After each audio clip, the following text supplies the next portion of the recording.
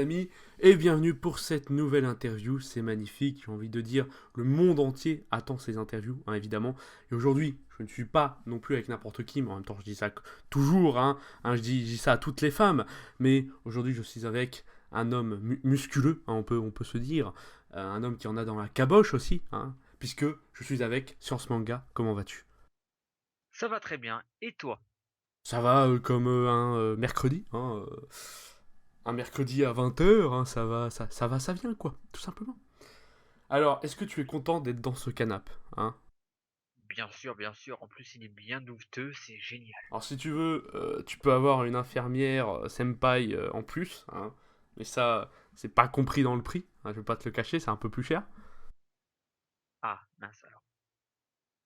On va commencer dans le vif du sujet directement, bim, t'as vu, j'attaque, comme on dit, avec une question que je pose à tout le monde, qui est très simple, mais je pense qui est importante pour cerner les gens, les vidéastes, etc. Quand et comment as-tu commencé YouTube? Oula, c'est une vieille histoire. YouTube, moi j'ai commencé au tout début, c'est-à-dire que dans les alentours de 2005, j'ai vu la création de YouTube. J'ai été dans les premiers, on va dire, personnes intéressées par YouTube, avant que ça devienne une plateforme aussi imposante actuelle. Et le souci, c'est que, en fait, moi j'ai commencé par une chaîne un peu, on va dire un peu bâtarde en 2007 où je faisais passer mes copains dessus avec des délires, on était une petite bande, on s'amusait et tout, et je faisais passer ça parce que je vivais à l'étranger et disons que c'était juste entre copains.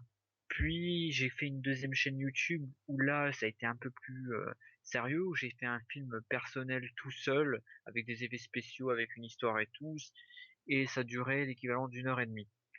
Puis j'ai fait une autre chaîne que tu connais assez bien, qui s'est complètement cassé la gueule parce que malheureusement elle était trop bizarre, elle avait un côté kitsch et je maîtrisais pas du tout. Et me voilà maintenant pour Science Manga où là oui ça marche et pour le moment tout va bien T'as quoi. trouvé ce qui te plaisait en plus, t'as trouvé ton comment dire, ton cadre de vidéo, ton projet, quoi, c'est vraiment un truc qui te correspond. Exactement, vu que je fais une formation scientifique, c'est vrai que pour moi c'est beaucoup plus facile que faire des vidéos de critique. J'ai pas trop En l'âme de plus, la t'es critique. un des premiers à faire ça, mélanger les mangas et la science. Sur ça, oui. Sur ça, je suis l'un des premiers. Mais alors oui, il va y avoir des gens qui vont me dire oui, il y a Game Theory. Oui, mais Game Theory déjà, moi je l'ai découvert après la création de Science Manga, je savais même pas que ça existait, je pensais que j'étais un peu fou de faire ça, j'ai même eu peur au début, je me suis dit les gens ils vont penser que je suis fou. Bon, dès que j'ai vu Game Theory, ça m'a rassuré un petit peu. Après, il y a eu peut-être un autre collègue youtubeur qui se rapproche de moi qui s'appelle Random Project. Mais voilà, après le reste, j'en ai pas connu d'autres qui font la même chose que moi. Donc ouais, je suis un peu un petit ovni sur YouTube. Bah, c'est ce qui te démarque un peu quand même, c'est ça qui est bien. C'est C'est ton vrai. originalité. Continuons, en rentrant encore plus dans le vif du sujet, puisque maintenant, j'aimerais te parler de tes futurs projets. Parce que c'est vrai que ta chaîne, elle grossit de plus en plus. T'es bientôt aux 10 000 abonnés. Tu enchaînes les succès. Donc, tu sais, on dirait qu'on est dans un truc cinématographique. Ton prochain Spielberg, alors. Non, sérieusement, est-ce que pour 2017, tu as de gros projets? Ah bah on m'en parlait vu que là normalement quand cette vidéo sera publiée, je pense que ben le projet sera déjà sorti. Je vais faire un nouveau module qui s'appelle USB, Ultimate Scientific Battle. En gros, c'est quoi? C'est comme les versus comme Death Battle, pour ceux qui connaissent au niveau américain, mais avec la science, avec la patte de science manga. Et en gros, vous pourrez voir des personnages d'univers complètement différents, ayant quand même quelques points en commun tout de même, qui vont s'affronter et dire lequel des deux est le plus fort. Alors oui, à la base, c'est du versus. Pour certains, ils vont dire ouais, c'est pas ultra original. Je le conçois, mais je le fais avec ma vision des choses et ça me permettra aussi de mettre en avant les plus petits vidéastes parce qu'il y a beaucoup de talents sur YouTube, mais malheureusement ces petits talents sont écrasés par les plus gros et n'ont aucune visibilité. Donc si à chaque vidéo je peux aider une à deux personnes, eh ben c'est tant mieux. Ça tombe bien, comme ça je vais enchaîner directement. Pour parler de YouTube en général, j'aimerais te demander si tu avais le pouvoir, si c'était un peu un super pouvoir, quelle feature, quelle nouveauté tu ajouterais à YouTube? Déjà, j'essaierai de mettre un peu plus de lien entre les gens parce que malheureusement, quand t'es un gros vidéaste, ben, il y a beaucoup de gros vidéastes qui snobent vraiment leurs abonnés. Mais quand je dis vraiment snobber, surtout dans le YouTube manga, c'est vraiment, on le voit, c'est-à-dire que ces vidéastes-là, ils se prennent pour des stars, mais ils snobent leurs abonnés. Ils répondent quasiment plus aux commentaires, ils font pas très attention. Et c'est ça le problème, c'est que moi, quand je fais une vidéo, je veux que ça plaise aux gens déjà. Alors là, oui, tu vas me dire, il y a beaucoup de vidéastes qui le font. Mais j'aimerais aussi que la personne qui est derrière cet écran, qui regarde, se dise, j'existe. Quand le vidéaste, il s'adresse aux gens, il s'adresse aussi à moi. Il s'adresse pas que à la masse. Et c'est ce que j'essaie de faire avec mes lives, en essayant d'avoir une interaction avec mes abonnés. Parce que chacun a une histoire différente, chacun a des rêves, ils ont chacun des âges différents. Et pour moi, c'est plus important d'avoir du contact. Pour moi, YouTube, c'est le contact, c'est rencontrer des gens. C'est pas que les abonnés, parce que si on fait que ça, ben on n'est qu'une grosse merde. Je suis désolé. Et du coup, par rapport à ce que tu pourrais apporter sur YouTube, est-ce que par exemple, t'aimerais rajouter quel onglet, par exemple, ce TPC, là on a l'onglet tendance, on a des onglets comme ça, est-ce que tu aurais une idée d'un nouvel onglet ou d'une nouvelle Euh, bouton, d'un nouveau bouton, tu vois, qui pourrait changer les choses? Ça tombe bien parce que sur Twitter, tout à l'heure, sur Doc7, je suis tombé sur une personne qui avait commenté et qui avait dit qu'il y aurait dans les jours ou semaines qui viennent un onglet chaîne à découvrir. Ça Qui permettrait aurait de ou mettre qui aimerait qu'il y ait? non, que YouTube peut-être va mettre en va le faire parce que il y a eu beaucoup de plaintes des petits youtubeurs qui trouvent qu'ils n'ont pas de visibilité par rapport aux gros parce que c'est toujours les mêmes, Ibra, machin, Squeezie et compagnie. Mais les petits ne sont jamais mis en avant. Alors que là, si une petite chaîne est jugée bonne par YouTube, à ce qui paraît, c'est ce que j'ai compris, YouTube aurait plus de chances de la mettre en première position pour des découvertes. Ce qui permettra à des chaînes comme la tienne, comme la mienne, parce que on peut, pour l'instant, pour moi, je me considère comme un petit youtubeur, parce que maintenant la norme, c'est si t'as pas 100 000 abonnés, t'es pas un youtubeur, t'es un tout petit youtubeur, et je suis comme les autres, c'est-à-dire que, voilà, j'aimerais avancer, mais moi, je n'avance pas tout seul, c'est ça la différence. Et tu penses vraiment que, et c'est d'ailleurs ça va être par rapport à la prochaine question, et tu penses vraiment que cet esprit de collaboration c'est important? C'est ultra important. YouTube à la base, c'était fait pour partager des vidéos. C'était tout simple. Quand tu sais que la première vidéo de YouTube, c'est un mec qui est dans un zoo en train de nourrir des girafes, je crois. Ben, c'est parti de là. Maintenant, il y en a, c'est des YouTubeurs pros comme PewDiePie et compagnie, mais c'est des mecs, ils ont perdu le côté famille. C'est plus un côté argent. Ils sont plus là pour se faire de la thune. Et il y en a de la thune sur YouTube, il y en a beaucoup. Et quand tu vas par exemple dans les conventions, t'as les petits youtubeurs qui sont bien, t'as quelques grands qui sont bien, mais la majorité des grands ils sont là pour la thune. Faut pas. C'est triste à dire, hein, mais alors oui, j'entends déjà des gens qui en commentaire qui vont me dire oui, mais il faut vivre dans le monde, dans notre monde, c'est pas le monde des bisounours, c'est tout. Je suis tout à fait d'accord. Moi aussi, je suis dans la merde à mon âge. J'essaie d'avancer et voilà, mais je vais pas non plus me dire que YouTube euh, va me permettre de m'en sortir. YouTube doit rester un passe-temps et un plaisir.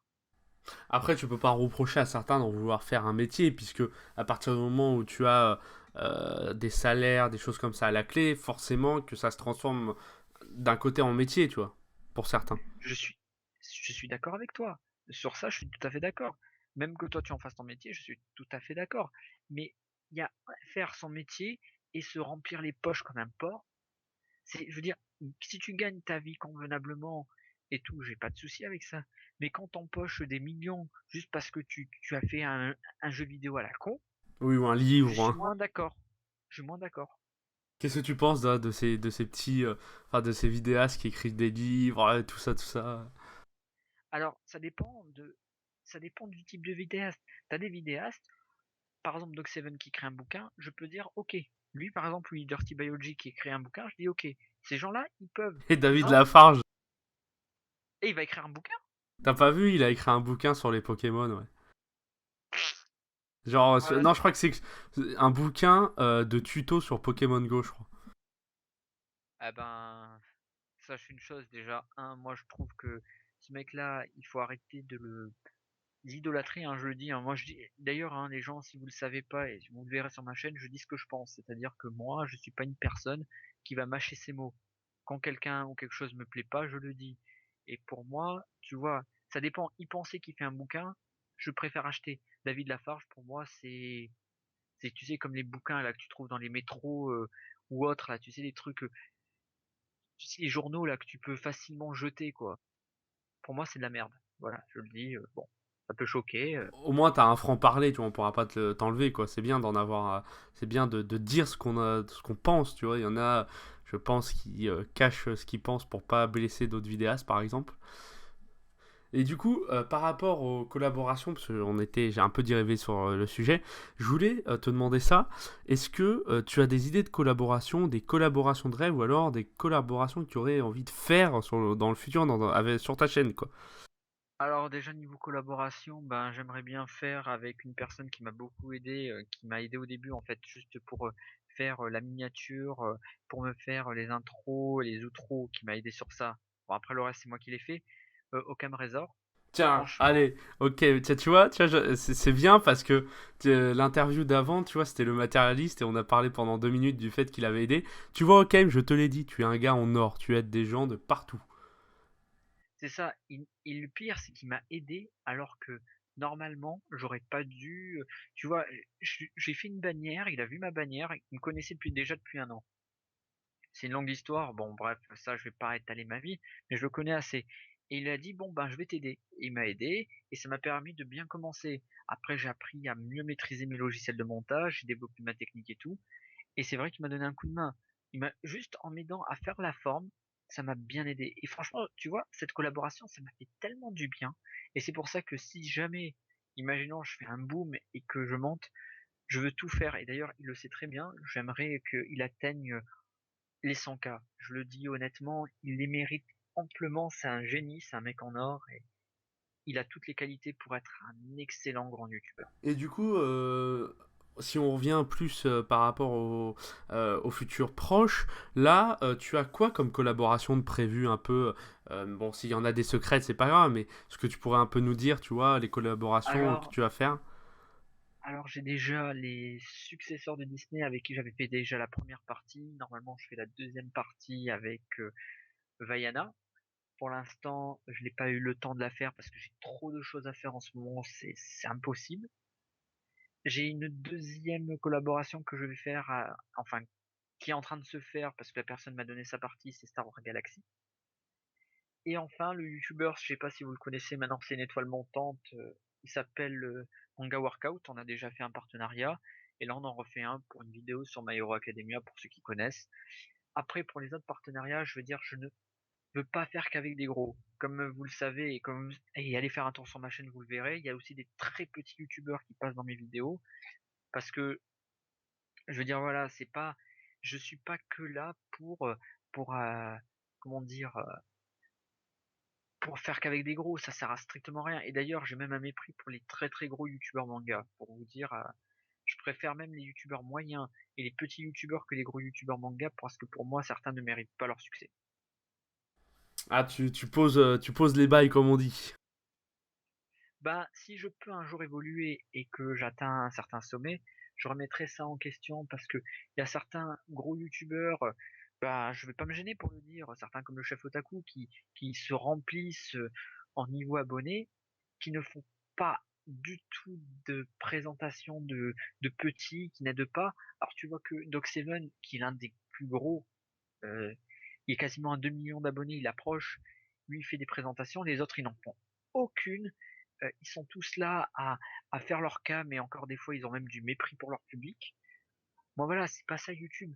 Il faut pas oublier que le matin tu te lèves, tu poses ton bronze, tu as tes maladies, tu peux mourir et on sort tous du même trou, du trou entre euh, le caca et le pipi, pour ceux qui veulent parler franchement.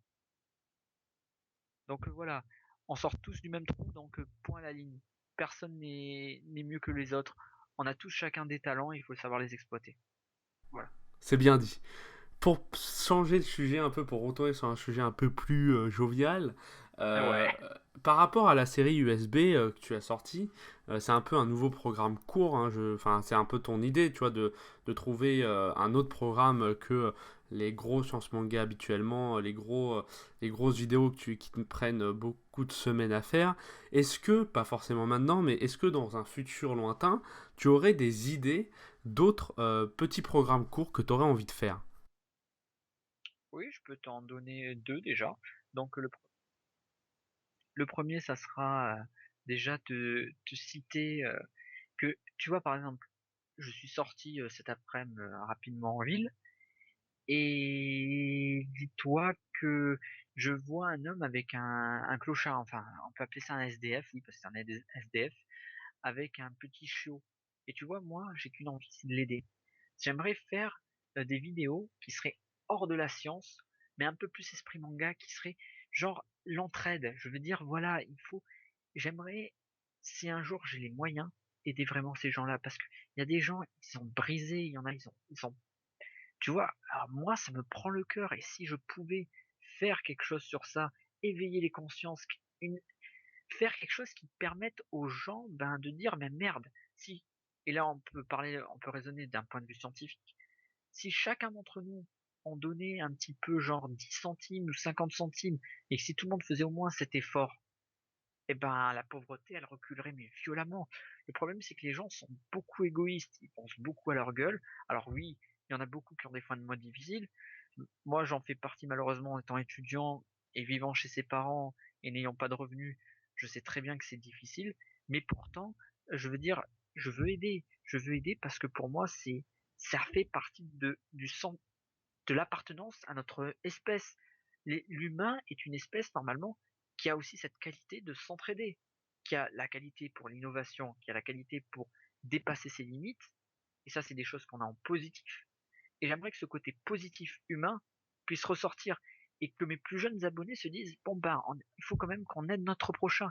Et si je peux permettre, allez, 100, 1000, 2000 personnes, ou voire même 10 000 personnes, que leur ouvrir leur conscience en leur disant, bon, vous voyez, vous êtes quand même beaucoup plus privilégiés que certains, et si vous les aidez un peu, ben, ça sera bien pour vous, pour votre karma, pour votre mental, et aussi pour le monde. Notre pays, par exemple, se sentirait mieux si on faisait ça. Alors oui, peut-être que je suis un idéaliste, peut-être un rêveur, mais je resterai toujours comme ça. Donc voilà. Ah, c'est important de rêver, tu sais. Pour retourner sur un sujet comme YouTube en général, quoi. Et pour finir, surtout, parce on est déjà à 20 minutes là, tu t'en rends compte? Mhm. Ça passe vite.